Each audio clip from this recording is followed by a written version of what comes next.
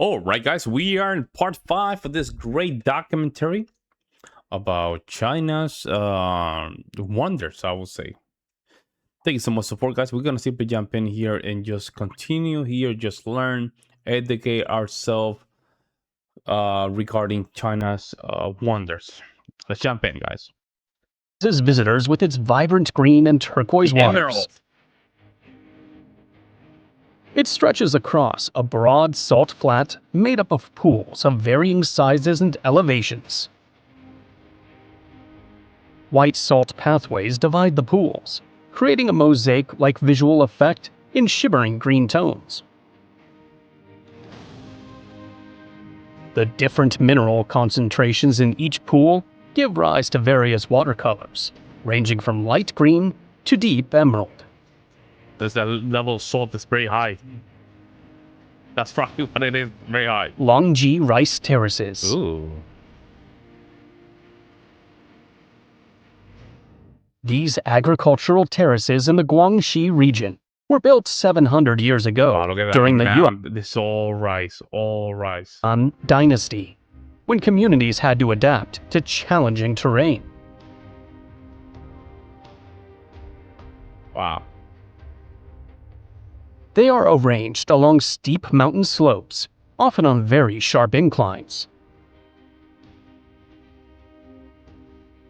An ancient gravity-fed irrigation system waters the fields, channeling rainfall and natural mountain springs.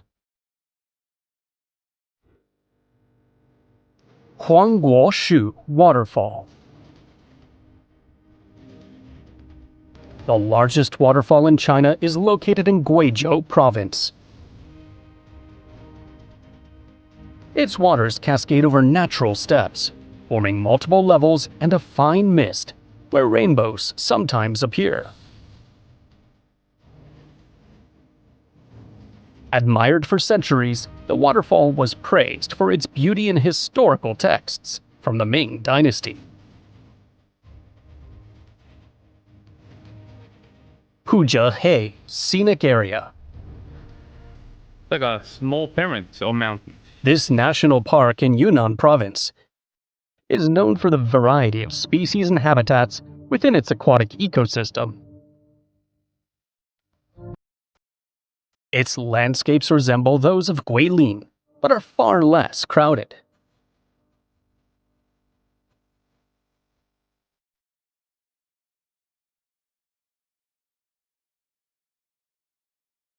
In summer, thousands of lotus flowers bloom, turning the region into a colorful, fragrant, natural paradise.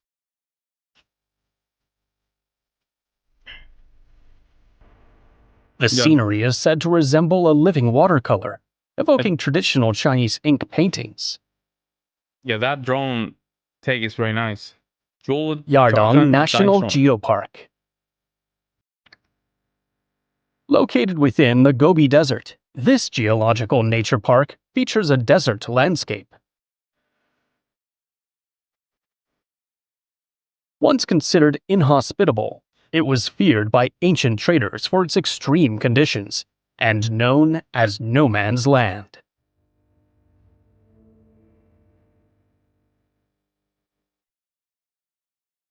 Wind and sand, blowing consistently from the same direction over time, have carved out long, narrow formations called yardangs.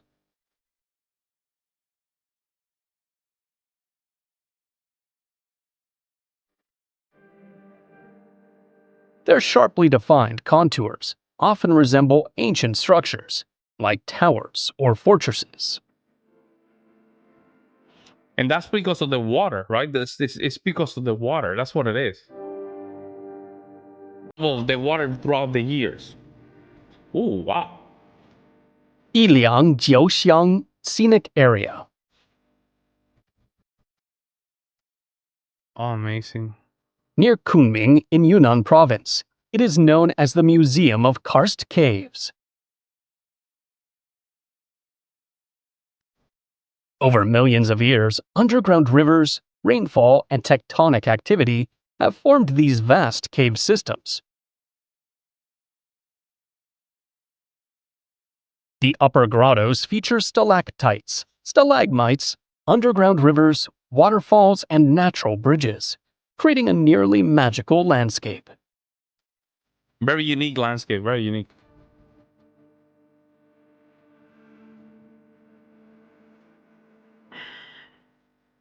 In the lower levels where the water is present, collapsed cave roofs have formed canyons and natural pools. Wow. Qinghai Grand Canyon. Carved over millennia by the relentless flow of the Qinghai River, this gorge features cliffs in striking colors.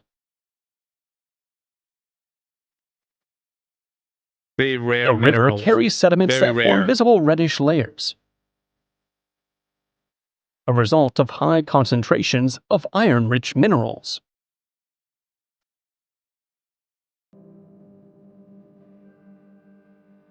Though ancient, the canyon only gained widespread attention recently, thanks to aerial images shared on social media.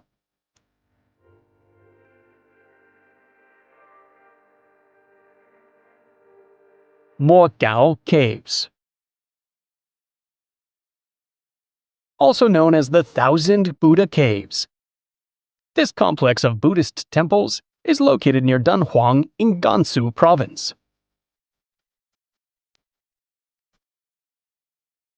They're carved into a sandy hillside and consist of around 492 individual caves.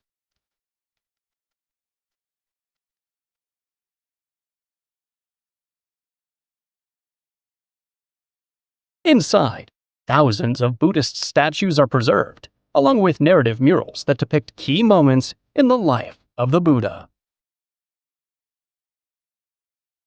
Yungang Grottoes. Recognized as one of China's 3 greatest Buddhist cave complexes, along with Longmen and Mogao. There are 45 main caves, hundreds of small niches, and tens How of in the hell they did this, man? How? thousands of carvings reflecting Indian, Central Asian, and Chinese influences. They don't like this, right? Created during the Northern Wei dynasty, the grottos aimed to spread Buddhism and reinforce imperial authority. Wow. Despite centuries of decay and vandalism, much of the original site has survived, thanks to its sheltered location and restoration efforts. Wow. Qinghai Red River. This unusual natural phenomenon occurs in a section of the Ulan Moran River, where the water appears red. Why? Why is that? Why is that? Oy. Oy. The coloration comes from mineral particles rich in iron oxides and other compounds that tint the river as they're carried downstream.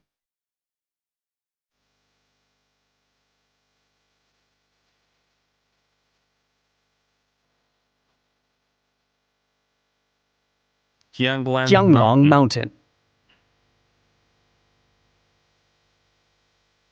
Part of the Shansha mountain system, this range is known for its 3 towering vertical peaks, Lang, Ya, and Ling.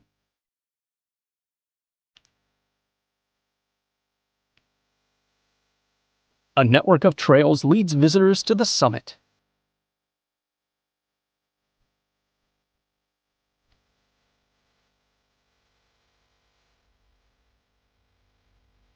The Great Celestial Line Trail cuts through a narrow natural passage between peaks that seems too close and overhead, letting in only slivers of light. And they still made a pathway to it, man. That's crazy. Yeah. All these houses, man. Nobody's living there. Wow. An abandoned village on That Shaishan is Island. so sad, bro. This is a perfect place to just revive, man. It's probably very haunted. That's probably what it is. It's probably very haunted. It's probably very haunted. That's what I'm thinking. Like, it's probably so haunted that People doesn't really want to live there. Part of the Shangsi archipelago, where nearly all the houses Wow. are draped in lush greenery. Yep. Man, that place will be full. Wow, you can restore that It town, was man. established in the 1950s by local fishermen. At its peak, the village had thousands of residents, complete with schools, markets, and a small harbor. Huh. During the What? 1980s and 1990s, its remote location and lack of resources triggered a massive exodus, eventually leaving the village deserted. Oh. Wow.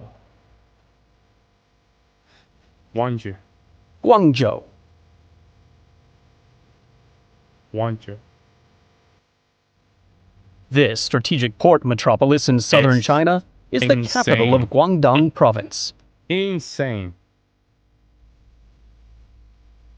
Wow. For centuries, it served as China's gateway to the outside world.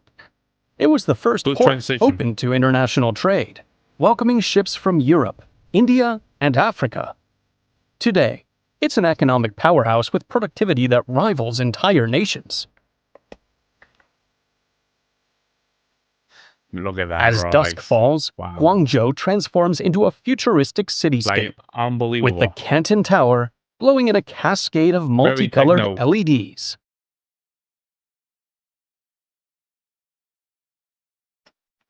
Wow.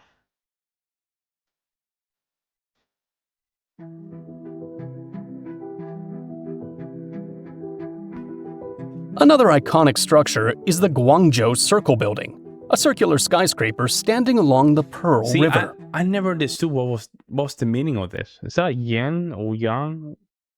A won? What they call it? Like the little coin? I think that's what it is.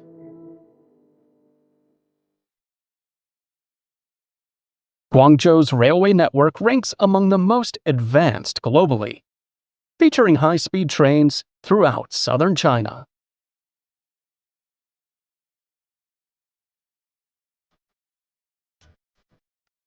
Chengdu. Chengdu, Chengdu. I haven't heard this one yet. the capital of Sichuan province, is nicknamed both the Panda City and the City of Slow Living due to its calm, easygoing vibe. In medieval times, it became the first city in the world to produce paper money. Today, Really? it strikes a balance between modernity and nature, A with good lakes, combination of both. sleek towers, and a vibrant downtown. Now, a lot of these buildings, you see one of those buildings? Why do you guys think these buildings look like this? Like they don't have no expression. Why is that? Let me know in the comment section below. Yeah, like they don't have expressions.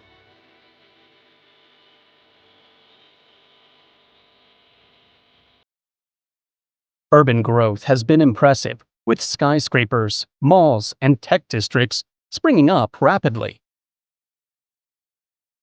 Yeah, it's coming along. Woo! Look at that.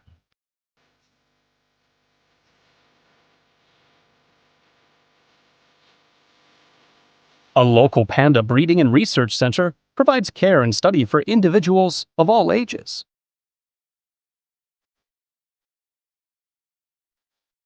Guosi Tianxiang Water Park is part of the larger Guosi Tianxiang theme park complex That's in the gorgeous. Wenjiang district.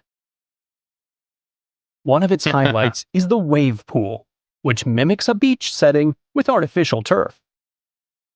That's very good. Chongqing Puhua Underground River. Underground. See a lot of Over cave, a countless lot of generations, natural forces have rivers. carved an intricate maze of gorges and caves throughout this region.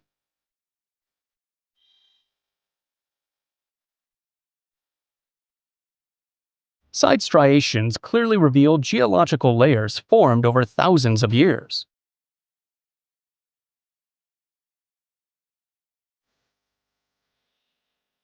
Minerals seeping through the rocks give the river its vivid bluish-green color.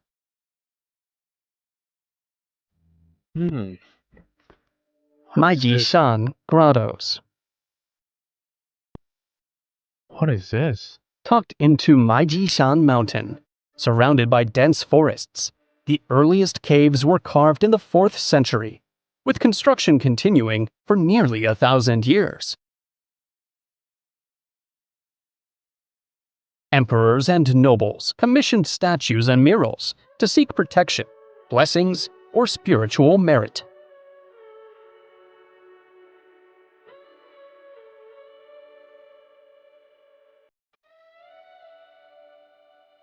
That's funny how The that statue grottoes are looks. linked by wooden walkways that zigzag across the steep mountainside.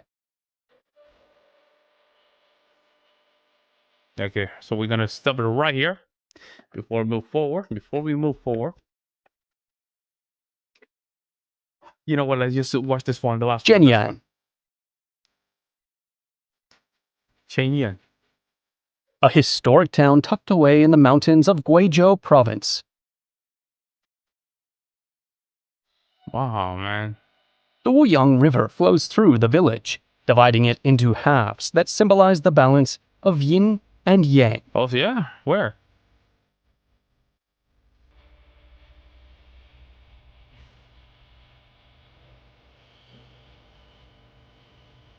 The 600-year-old Jusheng Bridge stands as the 600 town's years defining old. emblem. 600 years. Wow. Amazing. There we go. Wow, that's 600 years old. Wow. You forget how old China is. China is extremely old. Or that land, or that society, or that civilization is very old. For us, 100 years a lot, but for them, it's probably like nothing. Like just nothing. Great video. Great video. And some of these stuff, the Buddhas, that Red Sea, that one is amazing. The Red Sea, amazing. Yeah, how will you feel even to look at something like that from very close? You will probably feel some kind of way. Some of these canyons are gorgeous. The caves, oh, the caves are insane. Wow. Let me know what you guys see in the comment section below, guys. I would love to hear your guys' opinions. I will see you next one.